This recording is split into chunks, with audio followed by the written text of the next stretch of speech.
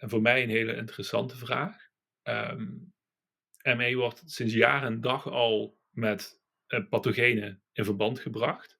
Het heeft ook vaak de naam van een pathogeen gehad, voordat het uiteindelijk ME is geworden. Ehm, maar een heel erg duidelijk, eenduidig pathogeen is er nog nooit echt aangetoond. Je zou de vraag kunnen interpreteren van, wordt ME geïnitieerd door een pathogeen? Hè? Dus is het een infectie die de ziekte aanzet?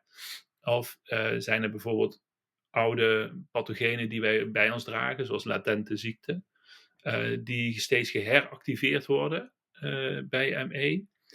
Ehm, Dat blijft een hele goede vraag. We weten bijvoorbeeld wel, hè, als je kijkt vanuit een infectie die ME aanzet, zijn er toch wel een paar die dat wat vaker lijken te doen dan andere.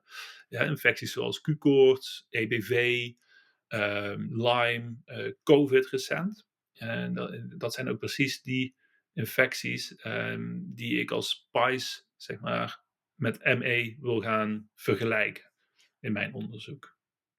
Dus ik denk zeker dat het een rol speelt.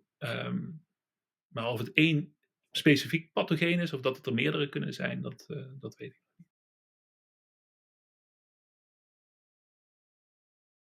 Hoe ontstaat PEM en PEN en hoe meet ik dat? Dat is een hele goede vraag. En eigenlijk een hele cruciale vraag, denk ik, als je ME wil leren begrijpen.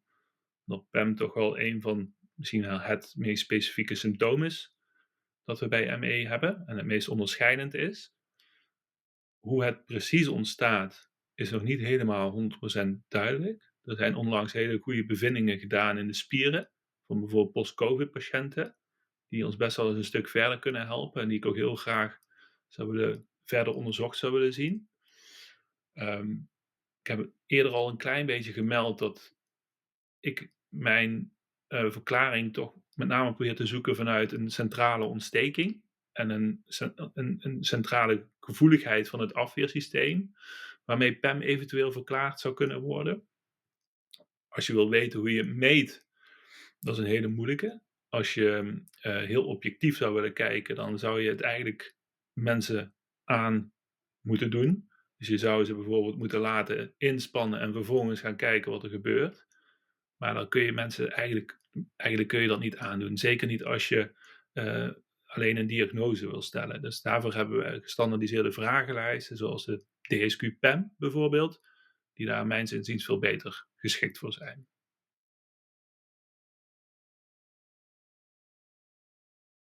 Wat ik denk op dezelfde manier als PEM zou kunnen ontstaan, is toch een specifiek ontstekingsproces in het brein. Ten gevolge van bijvoorbeeld zo'n infectie, zoals we nu bij COVID hebben gezien.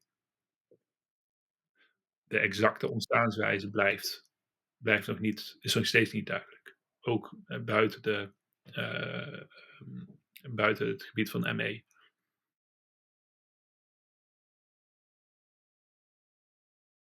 Je kan hem op meerdere manieren zien, denk ik ook. En er is altijd wel een beetje de vraag geweest of ME nou echt een overerfbare ziekte is. Het gaat niet via het klassieke patroon in ieder geval, dat weten we. En er is een hele grote studie bezig nu in het Verenigd Koninkrijk, waarbij dat verder wordt onderzocht. Maar ik weet ook dat hier in Nederland daar studies naar gaande zijn. Het is mogelijk dat die ons daar wat antwoord op kunnen geven. Ja, zoals we net ook al even hebben besproken, genen kunnen ook op een hele andere manier een bijdrage leveren aan het in stand houden van een ziekte door de epigenetica. En ik denk dat we misschien daar toch meer in zouden moeten zoeken.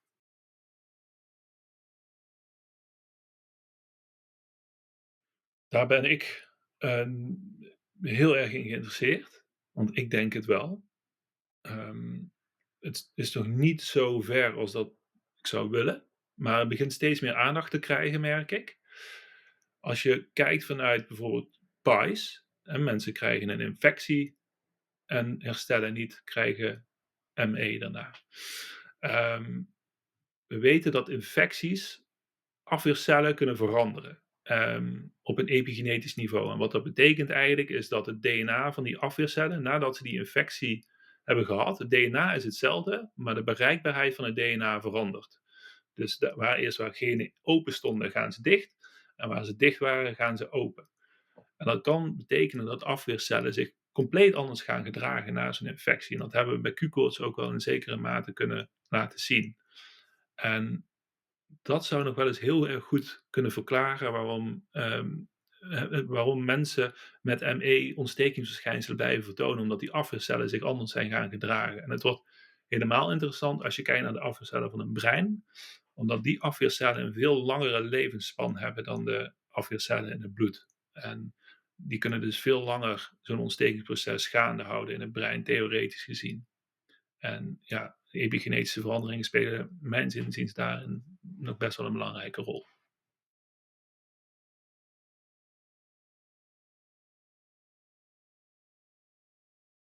Ja, daar schenken wij zeker aandacht aan. Ik heb mijn project binnen het NMCW waarbij we ME/CVS met verschillende pies vergelijken. Daarnaast werk ik heel nauw samen met collega Julia van Hek. Die komt uit het diabetesonderzoek.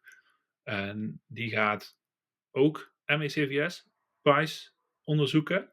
Met een enorm groot en nieuw en gevoelig eiwitprofiel. Dat we gaan meten, waarin eigenlijk bijna alle pathofysiologische theorieën die er zo ongeveer zijn binnen ME/CVS wel in zekere mate gemeten worden. Ehm, en wat we daarbij gaan doen is eigenlijk niet zozeer de vergelijking maken tussen ME/CVS en PIES, maar we gaan meer kijken naar overkoepelende symptoomprofielen. Dus misschien wat meer de fibromyalgie kant op, of misschien wat meer de allergie kant op, of de autonome kant op. Dan gaan we kijken of we over al die ziektebeelden heen, of we daar toch een gemeenschappelijk eiwitprofiel in kunnen identificeren. En dat we ons misschien daarop meer moeten richten.